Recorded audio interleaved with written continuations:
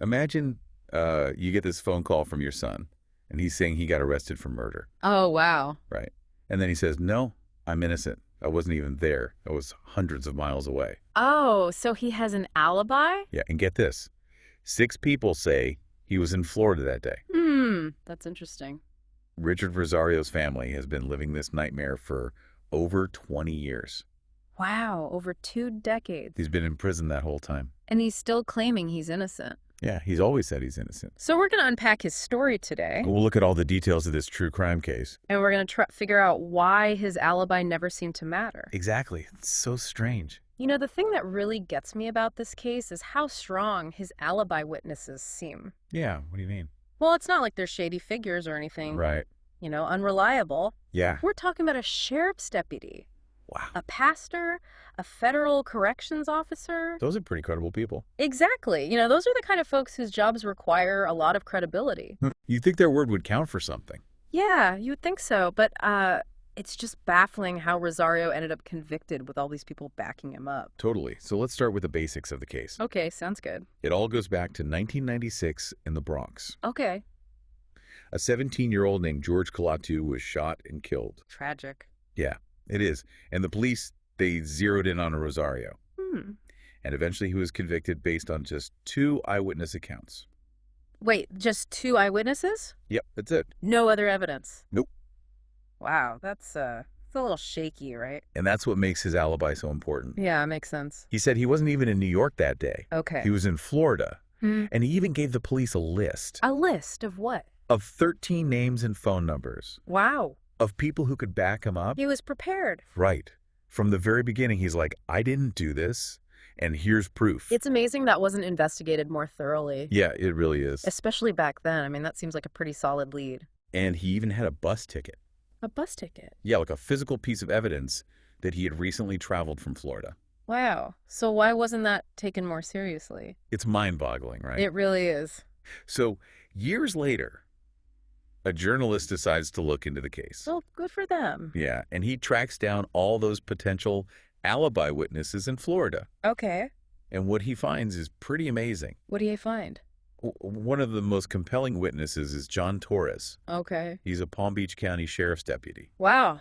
A sheriff. And he and his wife, Janine, they both remember Rosario being at their house the day of the murder. Oh, wow. Okay. And get this, Janine was actually in labor that day. No way. Yeah, about to give birth to their son. So they're saying he was there while she was giving birth. Yeah, pretty hard to forget, right? Yeah, that's a pretty memorable day. Especially with the sheriff's deputy backing it up. Exactly. And he's placing the suspect hundreds of miles away at the exact time of the crime. Yeah, you don't get much better than that for an alibi. That's true. And it wasn't just John and Janine either. Really? Yeah. John's parents, Fernando and Margarita Torres, they also back up the story. So the whole family remembers him being there. Pretty much. And Fernando remembers having a specific conversation with Rosario that day. Oh, wow. So specific details. Yeah, and it was shortly after the baby was born, so, pretty significant. Right, tied to a major life event. Exactly. It's not just some vague memory, Yeah, makes sense. And it gets even more interesting. What do you mean? So John's former sister-in-law, Shanoa Ruiz, was also at the house that day. Okay. And she remembers Rosario being there, too. Wow, so it's not just the immediate family. Exactly. You've got someone outside the family saying the same thing. So it really seems like he was there. Yeah. And then we have Michael Serrano. Who's that? He's a federal corrections officer and a friend of John Torres. Okay. And he also places Rosario in Florida celebrating the birth of the baby. So another law enforcement officer. Yep, and think about that. A federal corrections officer, someone who upholds the law, is vouching for this guy. It's crazy how consistent these accounts are. It's truly remarkable. Almost too good to be true. Right. It just makes you wonder how this alibi was just ignored. I know. It's like they had tunnel vision or something. Right. They just decided Rosario was guilty and that's that. But let's talk about his family for a second. Yeah, his family. What was it like for them during all this? Rosario's wife, Minerva, she stood by him through it all. All has loyalty. She even remembers wiring him money in Florida around that time. Oh, wow. So she was supporting his story from the get-go. And she got a call from him right after John Torres' son was born. From the hospital? Yeah. Wow, so she's placing him in Florida, too. It's hard to imagine what they went through emotionally. Yeah, their kids, Amanda and Richard Jr., they grew up without their dad. It's going to be tough. Did they ever doubt his innocence? The whole family has always maintained he's innocent. That's powerful. It adds a whole other layer to this whole legal mess. It reminds us that these cases aren't just about laws and arguments. Right, these are real people's lives. Exactly, and their lives are completely changed by this. So it makes you wonder, why didn't the detectives or Rosario's lawyers even look into the Florida alibi? You'd think they'd at least check it out. Right, especially with all those names and numbers he gave them. Were they just so sure he was guilty that they didn't bother? It's possible. I mean, they might have dismissed it without really investigating. You think so? Maybe they were under pressure to solve the case quickly? Yeah, and focused on Rosario instead of considering other possibilities. That's how tunnel vision works. But what about his lawyers? Yeah, good point. Shouldn't they have been more thorough? They had a client claiming innocence with a whole list of potential witnesses. You'd think they'd jump on that. Right. Well, it's not always that simple. What do you mean? Defense attorneys, especially those with limited resources, they face a lot of pressure. Okay, I can see that. They might not have the time or resources to do a full investigation. So they might have missed crucial evidence. It's a scary thought, but it happens. It's also possible they didn't fully believe his alibi. Maybe they thought it was too weak. Or that challenging the eyewitnesses was a better strategy. It's like picking your battles, right? So they might have been trying to do what they thought was best for their client.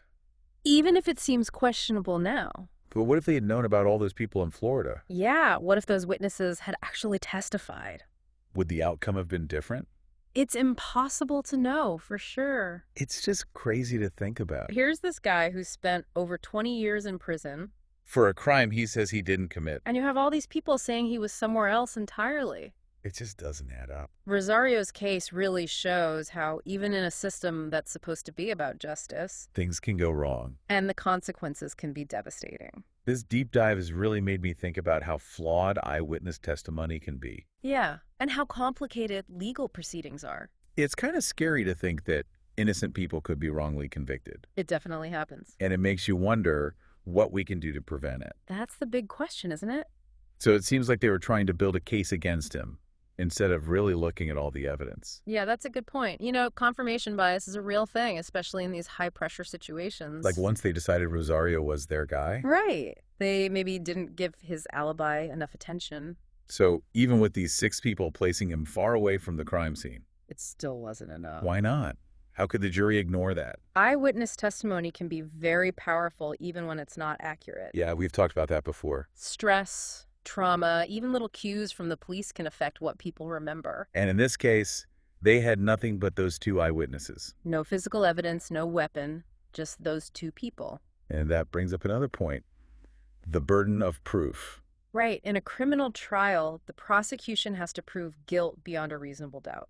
But what does that even mean? It's subjective. Yeah. It's up to the jury to decide. And in Rosario's case, they decided the eyewitnesses were enough. Even with the lack of other evidence and his alibi. It's just mind-blowing. So we have all these inconsistencies and unanswered questions. But the jury still found him guilty. It really shows how complex the justice system is. And how it's not perfect. It's a human system with human flaws. It's scary to think that errors can happen. And that those errors can have huge consequences. Like Richard Rosario, spending over 2 decades in prison. For a crime he says he didn't commit. And his family going through all that pain. It's heartbreaking. And if he's innocent, the real perpetrator might still be out there. This case has really opened my eyes to the problems with eyewitness testimony. Me too.